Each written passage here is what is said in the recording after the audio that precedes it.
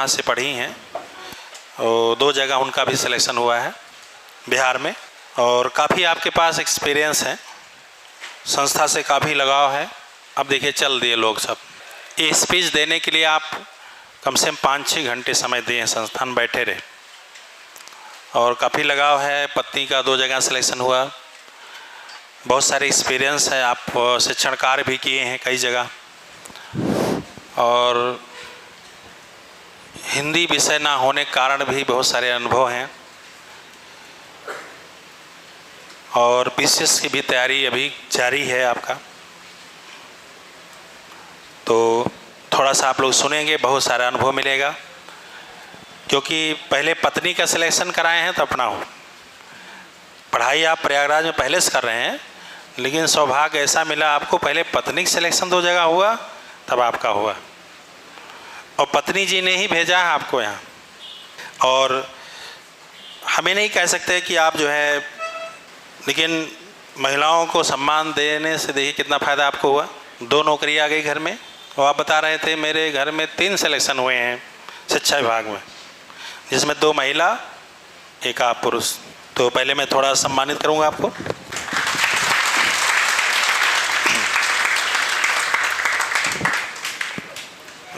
मैं चाहता हूँ जिनके घर में कोई नौकरी नहीं, इतना नौकरी हो जाए कि दुनिया याद करें। तो दोनों लोग सेलेक्ट, ये बहुत बड़ी बात। कितना त्याग किए होंगे एक दूसरे समर्पण। अगर पत्नी कोई सेलेक्ट होती है तो सोच लीजिए पति को कितना श्रम करना पड़ा होगा।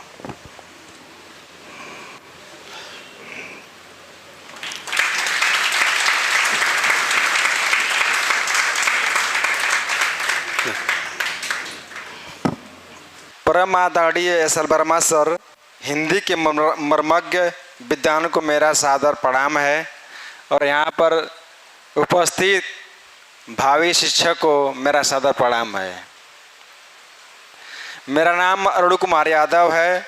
मैं मऊ जिला के मोहम्मदाबाद ब्लॉक में ग्राम कोठिया से आता हूँ। ब्रह्मर्षि श्री राम कोठिया धाम पूरा नाम है। अब मैं यहाँ पर पहले आया तो अपने मैडम के कोचिंग के लिए यहाँ पे आया। मैं कहा मैडम चलो वहाँ पे कोचिंग कर लेते हैं। तो मैडम बोली कि मैं तो प्राथमिक विद्यालय के लिए आया हूँ, टीजीटी पीटी मुझसे नहीं निकलेगा इतना भीड़ देखकर। मैं बोला कि चलो आप कुछ 2-4-6 दिन क्लास तो पहले कर लो। तो उन्होंने क्लास किया और उनको क्लास सर का अच्छा लगा, एडमिशन भी कराए और उन्होंने टेस्ट से स्टार्ट किया तो 62 या 63 पाला उनका टेस्ट में नंबर आया था और उन्होंने कंटिन्यूस टेस्ट देता रहा, कभी उन्होंने टेस्ट को छोड़ा नहीं। वो बीमार रहती भी थी तब भी टेस्ट को देने आया करती थी। और मेरा मानना है कि अगर आपको हम 10 दिन भी दे दें, अगर आप पहले के सिलेबस पढ़े हुए हैं तभी आप सिलेबस को रिवीजन नहीं कर पाएंगे। लेकिन अगर यदि आपका 10 टेस्ट ले लें हम तो शायद आपका सिलेबस आपके मुट्ठी में हो जाएगा। और मैं तो कह रहा हूँ कि प्रीवियस ईयर पेपर और जितने सर पढ़ाते हैं वो सब तैयार होना चाहिए, उसमें लेकिन नहीं होना चाहिए। सिलेक्शन का मेन माध्यम है टेस्ट। वो टेस्ट टॉपिक वाइज हो या फुल टेस्ट हो, आप लोग टेस्ट दीजिए। टेस्ट में नंबर कितना आता है इसे शर्माने की ज़रूरत नहीं है। चूँकि मेरा सब्जेक्ट तो मैथ है, लेकिन मेरी बेबी ने बोली कि ऐसा है कि आपका हमेशा 1 नंबर 2 नंबर से रुक जा रहा है, चलिए हमारे गुरुजी के यहाँ आप दर्शन कर लीजिए, आपका सिलेक्शन हो जाएगा। लेकिन मैंने 2-3 बार नकारा इसको। लेकिन जब बात एक ही बार कही जाए ना तो अच्छी लगने लगती है। तो मैं सर के पास आया, मैं कहा सर ऐसी सी बात है, चूँकि TR-80 में मैं 91 नंबर लाकर बाहर हो गया था, जो कि 93 मेरिट बनी थी और उसमें मेरी सिस्टर और मेरे मैडम का दोनों लोगों का सिलेक्शन हो गया। मैडम का तो मैडम और सिस्टर दोनों का टीजीटी पीजीटी दोनों में हुआ था सिलेक्शन, वही अच्छे नंबर से हुआ था। मेरा रह गया था। मेरा TRE 3 में जो मैं टेस्ट दिया मैथ से, वहाँ पे मेरा सिलेक्शन जो है 88 क्वेश्चन मैंने पूरा अटेम्प्ट किया था और 84 पे जो है रिजल्ट बना था। तो मेरा भी सिलेक्शन हो गया गुरु के आशीर्वाद से। तो कि जाकी रही भावना जैसी, हरि मूरत देखी तिन तैसी। तो हमें जो गुरु में लगा, मैं बहुत पढ़ा, शायद अगर मेरी मैडम कहती और मेरी शादी पहले हो गई होती तो सिलेक्शन मेरा 2-3 साल पहले हो गया होता। ये दर्शन के अभाव में जो है सिलेक्शन रुका था। दर्शन हुआ, मेरा सौभाग्य प्राप्त हो गया कि मैं प्रवक्ता हूँ मैथ से। और वही है कि अभी भी ख्वाहिश है PCS बनने की। PCS बन समाज के लिए कुछ अच्छा कर जाऊं, PCS बन समाज के लिए कुछ अच्छा कर जाऊं।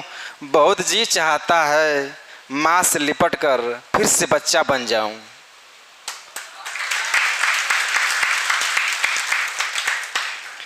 चूँकि दुखद इस बात का है, ये लाइन मैंने खुद लिखी है अभी ऑफिस में बैठकर, कि मेरी माँ का सपना था कि मेरे सभी बच्चे नौकरी पा जाएं, और ख़ास तौर से पतोए। उनको कहते थे हमारी बिटिया और पतोए नौकरी पा जाएं, स्कूटी लेकर अपना उड़े।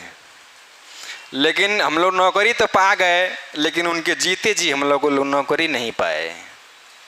ये थोड़ा सा जो है कि तकलीफ़ रहता है, दर्द रहता है।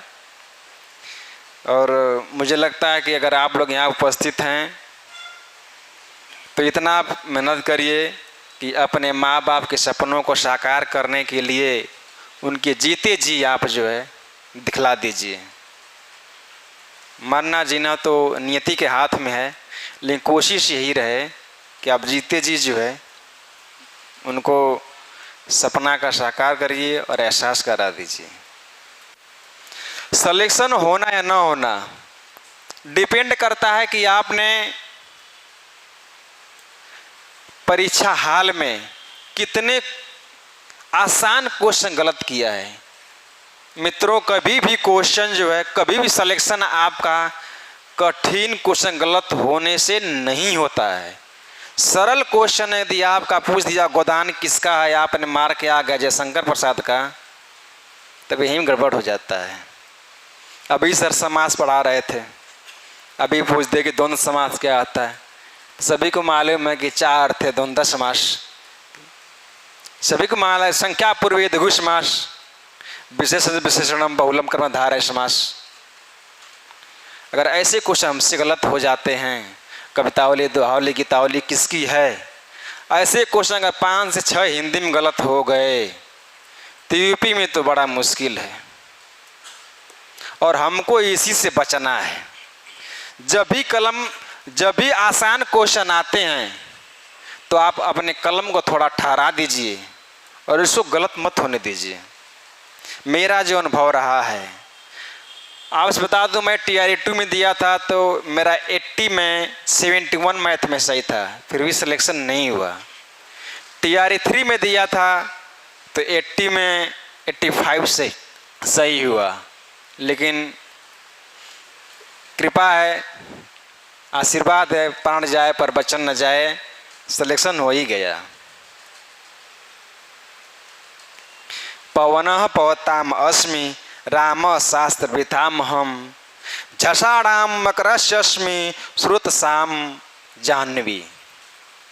ये लाइन जो है गुरु जी के लिए समर्पित है कि पवनों में शुद्ध करने वाला वायु मैं ही हूँ, शस्त्रधारियों में राम मैं ही हूँ, और मछलियों में सबसे शक्तिशाली मगरमच्छ मैं ही हूँ, और सभी नदियों में पवित्र धारा वाली नदी गंगा मैं ही हूँ। ये भागवत गीता है, मैं वहीं से लाइन लिया हूँ, जो कि मैं हमेशा अध्ययन करता रहता हूँ। और सिलेक्शन बस आप लोग सिलेक्शन लेने ही बस आप बचते रहिए कि हमको जो है कि सरल क्वेश्चन गलत ना हो के, और कोई बात नहीं है। कहने मतलब है कि तन को पत्थर बन जाने दो, जीवन का रस छन जाने दो, तू स्वयं तेज भय क्या रही है, क्या कर सकती चिंगारी है। तो क्या एलटी है, क्या टीजीटी है, क्या पीजीटी है, जितना दिन टाइम आपको मिला है पूरे टाइम को खपा दीजिए। और मुझे लगता है कि ईएमआरएस आ गया है, एलटी आ गया है, एलटी प्रवक्ता भी आ गया है, और 2022 का टीजीटी भी है, उसके एक्सपीरियंस हम भी है। और आप लोग अगर आप लोगों के दिमाग में ये भ्रम होगा कि जो नौकरी पा गए हैं बिहार में उनको आने के यहाँ पे ललक नहीं है, तो ये आपकी भूल है। उनका कॉन्फिडेंस लेवल भी जो है आप लोगों से ज़्यादा है, और मेहनत उतना ही करते हैं जितना पहले इलाहाबाद में किया करते थे। किसी के रूम पे जाइए तो वो बैठा नहीं मिलता है, वो पढ़ता ही रहता है, अपने प्रदेश की तरफ देखता है। और सही में अगर रियली मेरा व्यक्तिगत ओपिनियन है, अगर टीचर की नौकरी हो तो अपने गांव और जवार में हो, समझ जाइएगा। अगर माध्यमिक में हो जा रहा है, एलटी में हो जा रहा है, तो इससे बेहतर कुछ नहीं है।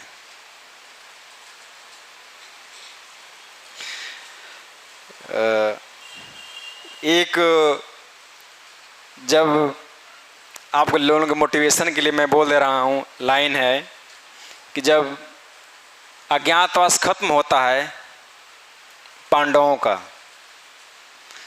तो खत्म होने के बाद ये होता है कि उनको जो राजपाठ दे दिया जाए। लेकिन दुर्योधन तो मानने वाला था नहीं, कहा बेगर लड़ाई कि हम सुई के नोक भर भी नहीं देंगे। तो उसी में है कि वर्षों तक वन में घूम घूम बाधा विघ्नों को चुम चुम, वर्षों तक वन में घूम घूम बाधा विघ्नों को चुम चुम, सधूप घाम पानी पत्थर पांडव आए कुछ और निखर, सौभाग्य सब दिन ना सोता है आगे देखे क्या होता है। मैत्री की राह दिखाने को, सबको सुमार्ग बुलाने को, दुर्योधन को समझाने को, भीषण विध्वंस बचाने को भगवान हस्तिनापुर आए हैं, पांडवों का संदेशा लाए हैं। क्या न्याय, अगर दो तो आधा दो, इसमें भी बाधा हो तो दे दो, मात्र 5 ग्राम धरती रखो अपनी सारी तमाम, हम वही खुशी से खाएंगे जो परिजन बासी नहीं उठाएंगे।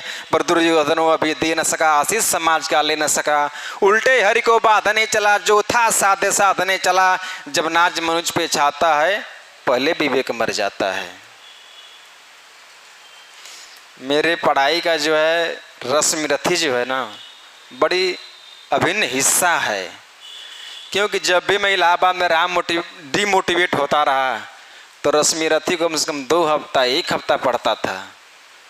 जब रामधारी सिंह दिनकर, राष्ट्रकवि दिनकर से जब शक्तियों से मैं लबरेज होता था तो फिर मैं अपनी सिलेबस उठाता था। मेरा पार्टनर बोलता था तुम्हें पढ़ने से क्या मिलता है, मैं कहा जो उसको पढ़ता हूँ उसको शब्दों में बयां मैं नहीं कर पाऊँगा, किसी मुझसे क्या मिलता है। अगर क्या नहीं मिलता तो रामधारी सिंह को राष्ट्रकवि की उपाधि नहीं मिलती। तो वही है, सबसे बड़ी क्या बात है, गुरु जी का जो है यहाँ पे अनुशासन है।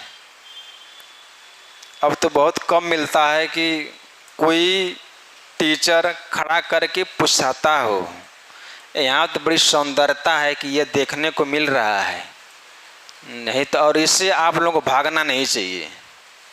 यहाँ बेइज्जती सही है, लेकिन गांव में कोई कमेंट करके जिस दिन निकलेगा ना, उस दिन आंसू नहीं खून आएंगे, खून खून। क्योंकि मैं खुद उसका भुक्त भोगी रहा हूँ। मैं इसी इलाहाबाद में रहा हूँ, जाने के बाद बोला करते थे लोग कि का हो का भयल, वो जानते थे कि इनका सिलेक्शन नहीं हुआ है, लेकिन फिर भी वो बात बोला करते थे। लेकिन जब तीनों लोगों का घर में सिलेक्शन हो गया तो वो आते हैं, लेकिन सामने से सर झुका के चले जाते हैं, हमको प्रणाम करना पड़ता है।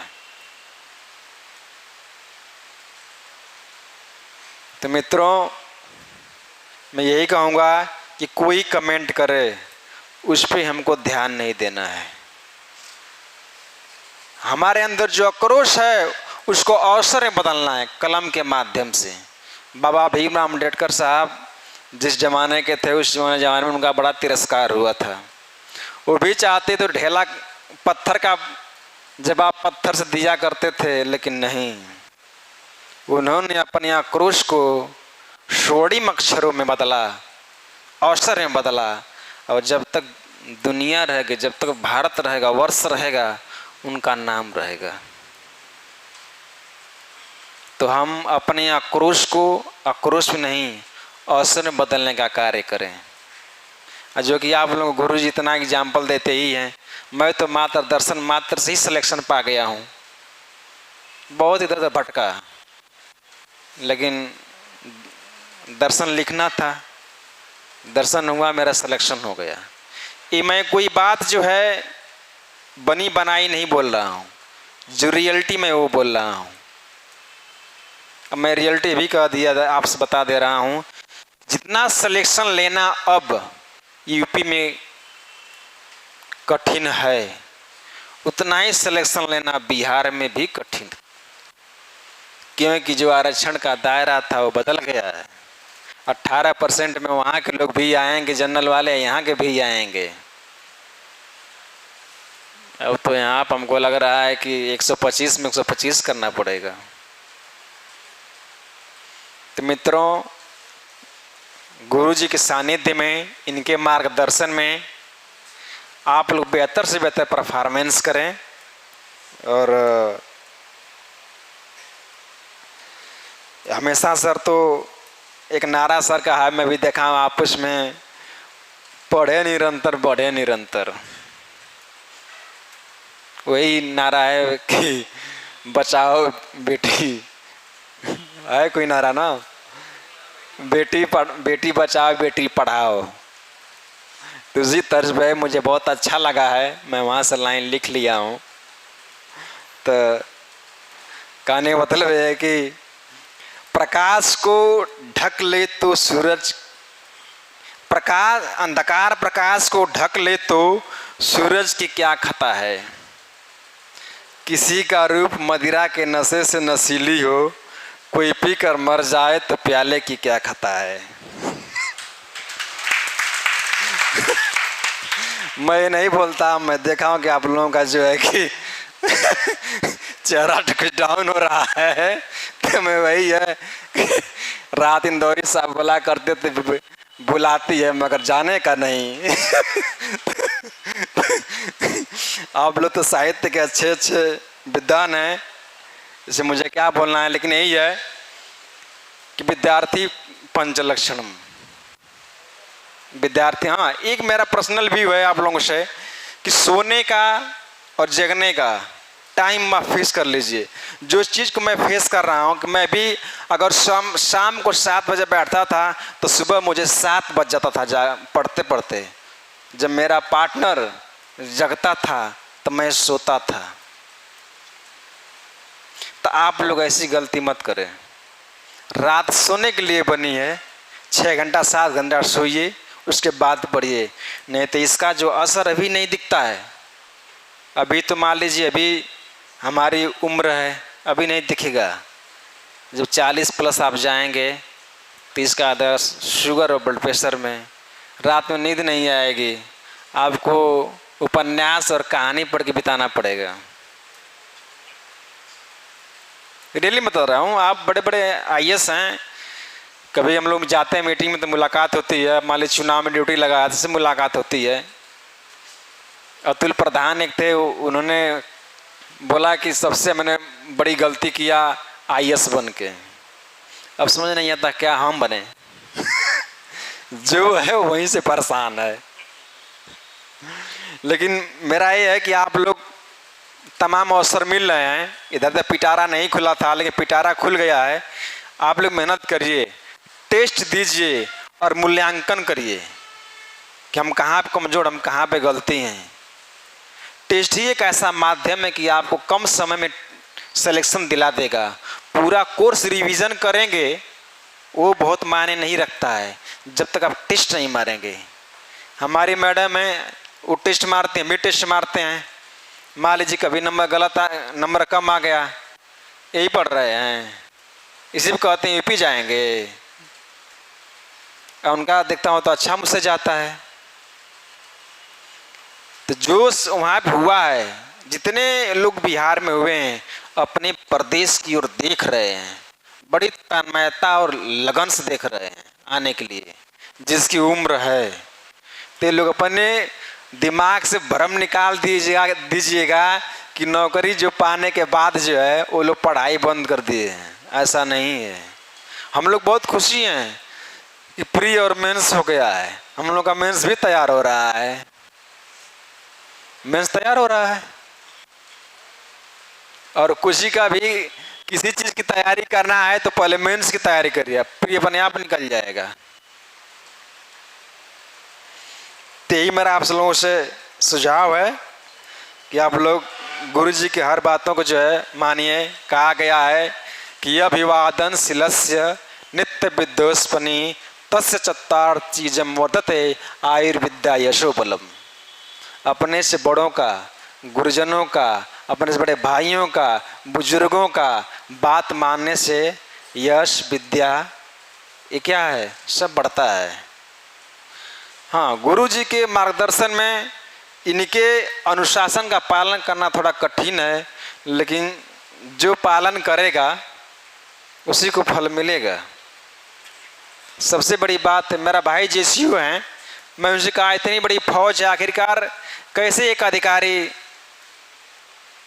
400-500 लोगों पर कंट्रोल करता है? उन्होंने बोला कि अनुशासन। अब ये नहीं कि एक दिन 3 बजे उठ गए तो पढ़ लिए, ये दिन 7 बजे उठ रहे हो। ये निरंतर में आए हैं तो निरंतर प्रयास करना है, निरंतर पढ़ते रहिए जितना सर पढ़ा रहे हैं।